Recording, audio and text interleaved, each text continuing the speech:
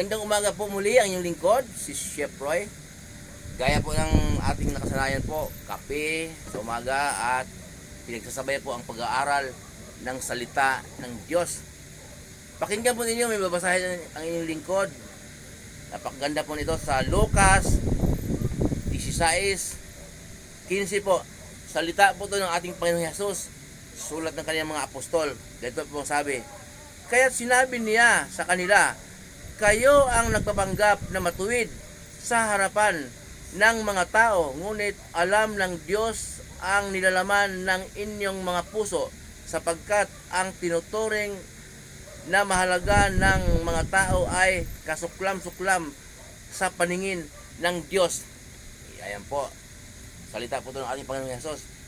Ang ibig po sabihin nito po, di ba po lagi pong pinupost ng inyong lingkod na sa mga pinanggalingan kong lugar at sa pinagdaanan kong panahon ay nakikita ka. Okay. Katiwala ka ng kumpanya. Nakikita ka ng chairman ng kumpanya o presidente ng kumpanya na parang ayaw sa iyo ng tao. Hindi ayaw sa iyo ng tao kasi po sa Diyos ka kasi. Totoo po yun kasi ang Diyos ng daigdig na ito si Satanas. Mababasa po natin sa pangalawang Korinto 4:4. Kaya pag sa Diyos ka, ayaw sa iyo ng tao. Kaya yung mga nakatingin sa iyo, parang kinukontra yata si manager, yung katiwala natin. Kaya bad ka sa tingin ng... Kasi po, ang nakapaligid sa iyo, ayaw sa iyo. Okay. Pero ang sinasabi po nito ni Jesus, nagpapanggap na ang kadalasan sa mga gumagalaw sa mundong ito, nagpapanggap na matuwid sa tingin ng tao. Kasi po, ang matuwid sa tao ay kasuklam-suklam sa Diyos. Halimbawa po, madali na pong intindihin yun.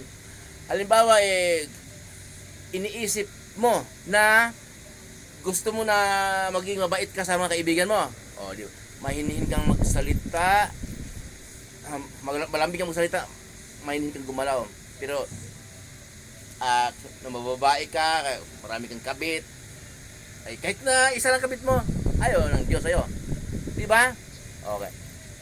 Mabisyo ka, nagsugal ka, nag-drugs ka, kung anong ginagawa mo sa buhay, pamilya mo ay hanggang pagdududa lang. Wala mang ebidensya kaya hindi ka maprangka. So, mabait ka pa rin sa mga tao.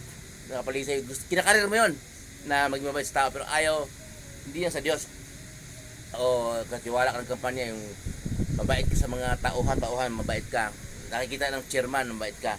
Pero kaya ka lang mabait dahil pinimigay mo kasi yung produkto Pabangkrap pala yung kumpanya na pinasukan mo. Kaya yung nakita ng chairman, presidente ng kumpanya na mabait, okay yan, no? Buto sa kanyang mga nasasakupan niya. Walang kagalit. Pero ayaw ng Diyos noon. Kaya nagpapanggap na mabait. Yan yung sabi ko, ayaw. Kasi nga, approve na approve alam mo, ako yun Siyempre, akin na yan kasi may okasyon sa bahay. Sige, mayaman yung boss natin Ayan, mabait. Tingin naman sa akin ng chairman, presidente ng kumpanya, okay, kaibigan lahat. Pero hindi niya alam na palubog na pala yung kanyang negosyo dahil pinamimigay yung produkto niya. Mabait ako sa nakapaligid. Nagpanggap lang pala ako mabait para yan ang gusto mo yan ang gusto na mabait yung nakapaligid sa tao. Pero sa Diyos, kasuklam-suklam. Madali namang isipin na yung sasabi ni Jesus na natin Panginoon na nagkapanggap na mabait sa mga tao. Talagang kinakarir natin na maging mabait sa mga tao para pag lumakad tayo, makita ng mga tao, wow, si Chef Roy. Okay.